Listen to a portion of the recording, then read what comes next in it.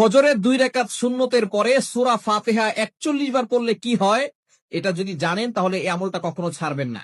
আমরা অনেক সময় কঠিন বিপদের ভিতরে পড়ে যাই, আমরা অনেক সময় অসুস্থ হয়ে যাই, জটিল ও কঠিন রোগে আক্রান্ত হয়ে পড়ি। অনেক সময় দেখা যাচ্ছে আমাদের বিপদ দূর হয় না, অভাব দূর হয় না, ঘরের ভিতরে বালা মুসিবত লেগেই থাকে। আপনি ফজরের নামাজের সময়, এই সময়টা হচ্ছে খুবই গুরুত্বপূর্ণ সময় এবং এই সময়টা হচ্ছে বরকতের সময়। নবীজি সাল্লাল্লাহু আলাইহি সাল্লাম এই সময়ের জন্য বরকতের দোয়া করেছে। বুখারী শরীফে, সহিহ বুখারীর হাদিস। নবীজি সাল্লাল্লাহু আলাইহি সাল্লাম এই সময়ের জন্য দোয়া করেছেন, আল্লাহুম্মা বারিক লি উম্মতি ফি বুকুরিহা। আয় আল্লাহ, আমার উম্মতের সকালটা তুমি বরকতময় করে দাও।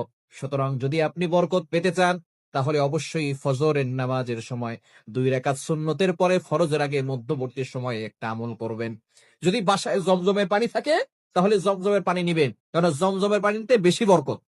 নবীজি সাল্লাল্লাহু আলাইহি সাল্লাম জানিয়ে দিয়েছেন, জমজমের পানি যে ব্যক্তি যে নিয়তে নিয়ত করে পান করবে, আল্লাহ তাআলা তার সেই নিয়ত পূরণ করবেন।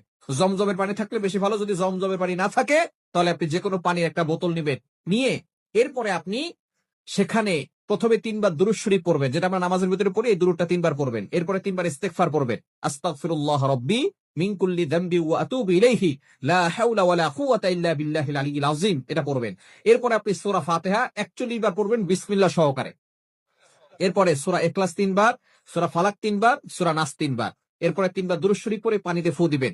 ওই পানিটা ঘরের প্রত্যেকটা সদস্য খাবেন, দেখবেন আল্লাহ তাআলা আপনাদের সকলকে সুস্থতার নিয়ামত দান করবেন এবং ঘরের চারকোনা ছিটিয়ে দিবেন। ওই ঘরে অভাব থাকবে না, ওই ঘরে আল্লাহ পাক রব্বুল আলামিন বৃষ্টির মতো বরকত নাজিল করবেন, রহমত নাজিল করবেন, সকল বালা মুসিবত থেকে ওই ঘরের প্রত্যেকটা সদস্যকে হেফাজত করবেন। এজন্য অবশ্যই এই সময়টা হচ্ছে গুরুত্বপূর্ণ সময়। ফজরের 2 রাকাত সুন্নতের পরে ফজরের আগে মধ্যবর্তী সময় আপনি আমলটা করবেন, দেখবেন আল্লাহ তাআলা আপনার ঘরের ভিতরে বরকত দান করবেন, অভাব দূর করবেন, বিপদ দূর করে দিবেন এবং অনেক অসুস্থ থাকে, আল্লাহ পাক রব্বুল আলামিন সেই ব্যক্তিকে সুস্থতার নিয়ামত দান করে দিবেন। ইসলামিক দাওয়াত পৌঁছে দিতে পাশে থাকুন। চ্যানেলটি সাবস্ক্রাইব করুন, শেয়ার করুন। আপনার একটি শেয়ারই ছড়াবে নূরের বার্তা।